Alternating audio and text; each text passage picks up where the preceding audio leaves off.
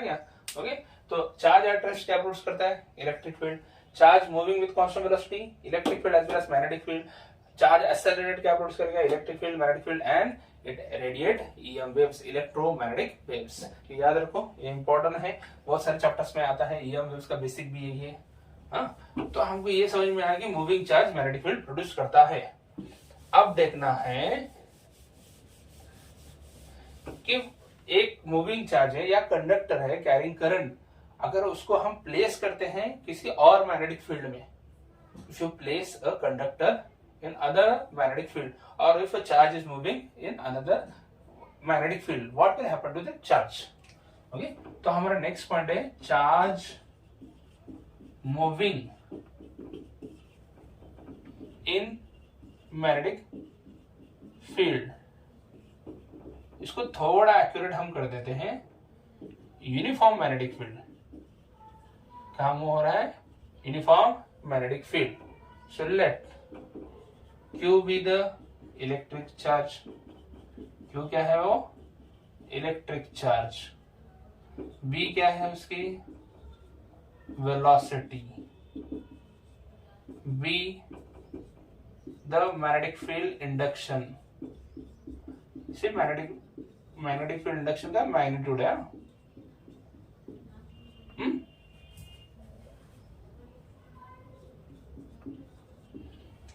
So charge moving in uniform magnetic field है।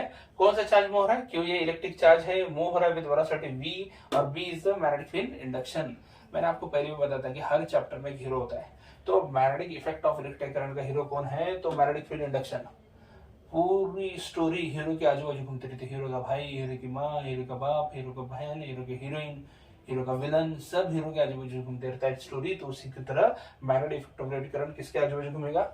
Magnetic field induction. याद रखने का, ये बहुत इंपॉर्टेंट क्वांटिटी हमारे लिए, ये चैप्टर के लिए। So what is magnetic field induction? You know that, ये आपने पढ़ा होगा कि मैग्नेटिक फील्ड इंडक्शन क्या रहता है। तो मैग्नेटिक फील्ड इंडक्शन, यहाँ पे आप एक मैग्नेटिक फील्ड हमने कंसिडर की है, उसका इंडक्शन बी है, क्यू ये इलेक्ट्रिक चार्ज है, वी ये वेलोसिटी है। ओके, तो अब हम डायरेक्शन देखेंगे। Suppose okay, charge, positive charge is there, it is moving in this direction, this is velocity v। Okay, ये v कांस्टेंट है, वेलोसिटी v है, और इस डायरेक्शन में यहाँ पे मैग्नेटिक फील्ड है। ओके, इन शॉर्ट इमेजिन करो, ये एक्स एक्सिस जा रहा है, charge is moving along x axis with constant velocity, और magnetic field is going to negative z axis. कहां जा रहा है? नेगेटिव z एक्सिस को जा रहा है, into the plane of paper. Okay, और ये वाला जो रहेगा वो y एक्सिस रहेगा ऊपर। क्या रहेगा? y axis. ये समझ में आ रहा है? अब मैग्नेटिक फील्ड कहाँ है? Into the plane of paper है। इमेजिन करो, चार्ज कहाँ है? एक्स एक्सिस को जा रहा है। चार्ज कौन सा है? पॉजिटिव चार्ज है। अब हम ऑयस्टेड का कंक्लूजन याद करते हैं। जब भी कंडक्टर में से करंट पास हो रहा है तो उसके आजू बाजू क्या तैयार होता है? Magnetic field. सही है? तो ये चार्ज मूविंग है, moving charge can give rise to current, we know that. तो चार्ज मूविंग है, तो मूविंग चार्ज में भी क्या मिलेगा हमको? Magnetic field. अभी देखा था हमने, moving charge, charge moving with constant velocity क्या क्या क्रिएट करता है? Electric field and magnetic field. तो ये चार्ज खुद की मैग्नेटिक फील्ड क्रिएट करेगा कि नहीं? ओके, क्योंकि ये मूव कर रहा है। रेस्ट आता तो सिर्फ इलेक्ट्रिक फील्ड, पर ये मूव कर रहा है, तो खुद की भी एक मैग्नेटिक फील्ड वो प्रोड्यूस कर रहा है, और वो खुद मूव कर रहा है अदर मैग्नेटिक फील्ड में। ये अदर मैग्नेटिक फील्ड है जिसका direction into the plane of paper है। स्टोरी का बैकग्राउंड समझ में आया? फिर से एक बार रिपीट करता हूँ। Magnetic field into the plane of paper, charge move कर रहा है एक्स एक्सिस को। ओके, मैग्नेटिक फील्ड है नेगेटिव z एक्सिस को, और चार्ज जब मूव होता है खुद की एक मैग्नेटिक फील्ड प्रोड्यूस करता है, it produce its own magnetic field. सही है? अब चार्ज के मैग्नेटिक फील्ड का डायरेक्शन देखेंगे। ओके, ये डायरेक्शन रहेगा। Curve finger show direction of magnetic field, thumb show direction of moving charges velocity. ये थंब डायरेक्शन का, ये कर्व फिंगर ड्रॉ करेंगे। हाँ, ओके, अब ये फिंगर की डायरेक्शन ऐसी है। अब यहाँ देखो ऐसे है, यहाँ ऐसे है। तो अगर मूविंग चार्ज है, समझो ये कंडक्टर है, इसमें चार्ज मूव हो रहा है, मैग्नेटिक फील्ड इस तरह है, ये मार्कर मैग्नेटिक फील्ड दिखा रही है, magnetic field into the plane of paper. Charge ऐसे मूव होता है। जब चार्ज मूव होता है हम राइट हैंड थंब रूल लगाते हैं। Thumb shows direction of velocity of the charge means current, curve finger shows direction of magnetic field. Thumb charge की डायरेक्शन क्यों दिखाता है? क्योंकि यहाँ पे हमने पॉजिटिव चार्ज कंसीडर किया। याद रखो, यहाँ इलेक्ट्रॉन नहीं कंसीडर किया, यहाँ पॉजिटिव चार्ज कंसीडर कर रहे हैं। पॉजिटिव चार्ज की डायरेक्शन, करंट की direction same. Curve finger show direction of magnetic field. तो अगर मैग्नेटिक फील्ड के हिसाब से देखो तो डाउनवर्ड देखो, डाउनवर्ड में चार्ज की मैग्नेटिक फील्ड और हमारी जो एक्सटर्नल मैग्नेटिक फील्ड है, मार्कर एक्सटर्नल मैग्नेटिक फील्ड दिखा था ना, और मेरा फिंगर चार्ज की मैग्नेटिक फील्ड दिखा रहा है। तो चार्ज की मैग्नेटिक फील्ड और एक्सटर्नल मैग्नेटिक फील्ड दोनों की डायरेक्शन क्या रहती है? सेम रहती है। क्या रहती है? सेम। और अगर कर्व फिंगर को मैं फोल्ड कर दूं, ऊपर देखो, ऊपर क्या होता है?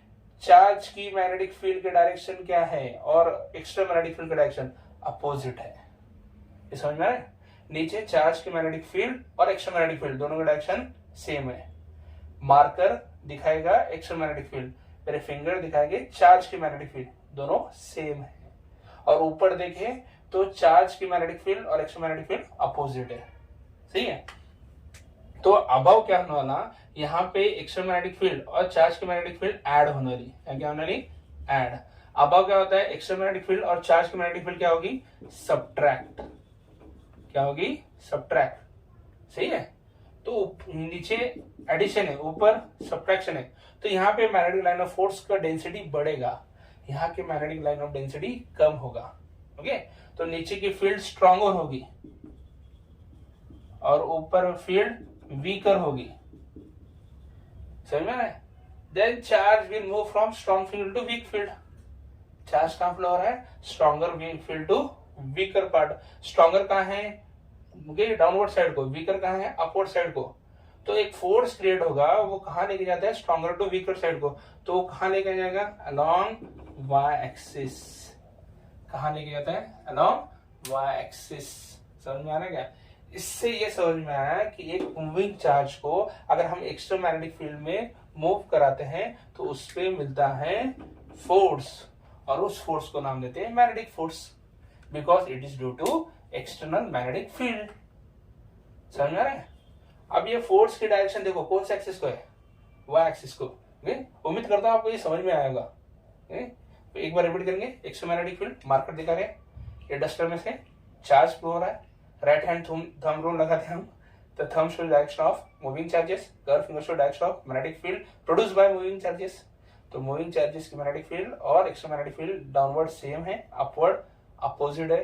डाउनवर्ड सेम है तो मैग्नेटिक फील्ड ज्यादा स्ट्रेंथ है, अपवर्ड अपोजिट है तो कम स्ट्रेंथ है। तो charge will move from stronger part to weaker part, it will go upward along Y axis. Along कहां जा रहे हैं? Y axis. समझ में? इसके पूरी समरी के लिए एक फॉर्मूला है, वो फॉर्मूला ऐसा है, F equal to force, magnetic force. कौन सा फोर्स है? Magnetic force will be equal to, किस पे डिपेंड है? मैग्नेट ऑफ चार्ज पे डिपेंड है। Okay, and depend on V cross B। कहां डिपेंड है? V cross B। V is the velocity of charge. V क्या है? Velocity of charge. कौन से एक्सिस को था? X axis. B कौन सा एक्सिस है? Negative Z axis. और फोर्स कौन सा एक्सिस को? Y axis.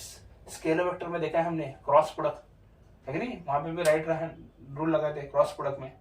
तो फर्स्ट वेक्टर से सेकंड वेक्टर को हम राइट हैंड टर्न करते हैं तो thumb shows direction of resultant vector, और रिजल्टेंट वेक्टर कौन सा है? फोर्स है। समझ रहे हैं? तो मैग्नेटिक फोर्स का फॉर्मूला क्या है? Q V cross B।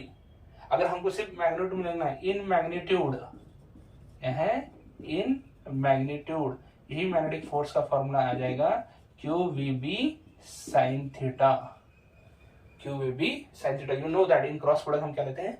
sin theta लेते हैं मैग्नेटिक में। ओके, अगर इसको ही वेक्टर फॉर्म में और लिखना है तो ऐसा भी लिख सकते हैं, force QVB sin theta n vector, n cap. क्या है n cap? It is a unit vector along the direction of force.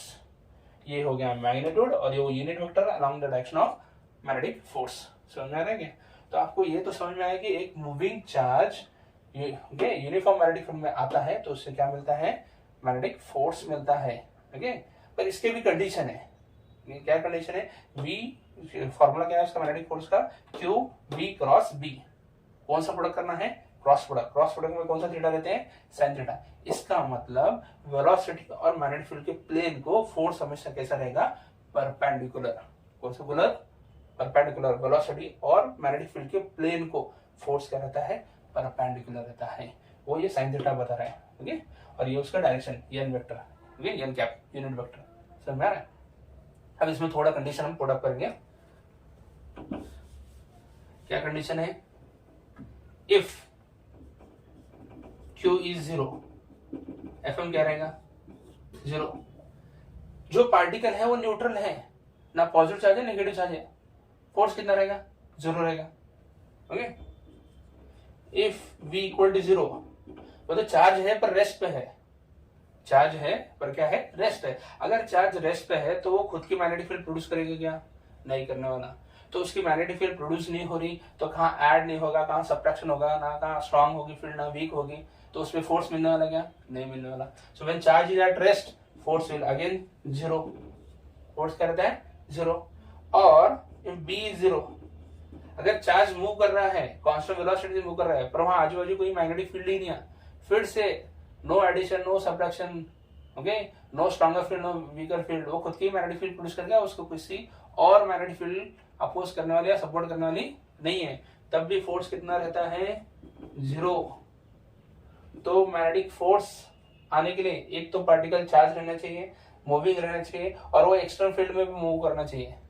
और सबसे इंपॉर्टेंट, इफ थीटा इज 0, अगर चार्ज मैग्नेटिक फील्ड के डायरेक्शन में ही मूव कर रहा है, मैग्नेटिक फील्ड z एक्सिस का, चार्ज भी अगर z एक्सिस को ही मूव कर रहा है, ओके, तो अगर हम चार्ज की मैग्नेटिक फील्ड अप्लाई करेंगे तो नीचे ओके नेगेटिव y एक्सिस को जाएगा, ऊपर सॉरी नेगेटिव x एक्सिस को जाएगा, ऊपर पॉजिटिव एक्सिस को जाएगा, और एक्सटर्नल मैग्नेटिक फील्ड तो z को है। इससे z के मैग्नेटिक फील्ड में जो z एक्सिस को मैग्नेटिक फील्ड था उसको कुछ फर्क पड़ रहा है क्या, नहीं पड़ रहा। No stronger field no weaker field, फिर से फोर्स मिलने वाला क्या, नहीं मिलने वाला। तो अगर आपको मैग्नेटिक फोर्स चाहिए तो आपको क्या चाहिए, एक चार्ज पार्टिकल चाहिए, वो बेचारा वेलोसिटी से भागना चाहिए, वो एक्सटर्नल फील्ड में भागना चाहिए, और वो फील्ड को पैरेलल या एंटी पैरेलल नहीं रहना चाहिए, ओके, एंड पैरेलल और एंटी पैरेलल नहीं रहना चाहिए। अगर रहेगा तो जीरो होता है, अगर other than parallel anti parallel रहा तो फोर्स मिलेगा। मैक्सिमम फोर्स कब मिलेगा, जब थीटा 90 डिग्री, ओके, मतलब वेलोसिटी और मैग्नेटिक फील्ड एक दूसरे को परपेंडिकुलर है तो फोर्स विल बी मैक्सिमम। समझ में आ रहा है। वही अगर थीटा 0 या 180 रहेगा तो बोले तो डायरेक्शन ऑफ चार्ज और मैग्नेटिक फील्ड सेम है, या डायरेक्शन ऑफ चार्ज और मैग्नेटिक फील्ड अपोजिट है, तब आपको मैग्नेटिक फोर्स मिलने वाला नहीं है। Okay, so this was basic about magnetic force acting on a moving charge in external magnetic field, और ये चैप्टर का बेसिक है। आप देखो तो फर्स्ट पार्ट यही बताया है चैप्टर में, पहले उन्होंने ऑयस्टेड कंक्लूजन बताया है, फिर right hand thumb rule explain किया है, फिर आपको बताया है कि मूविंग चार्ज में कौन सा फोर्स मिलता है। ओके, समझ में आ रहा है। अब हम देखेंगे थोड़ा लॉरेंस फोर्स, क्या है लॉरेंस फोर्स।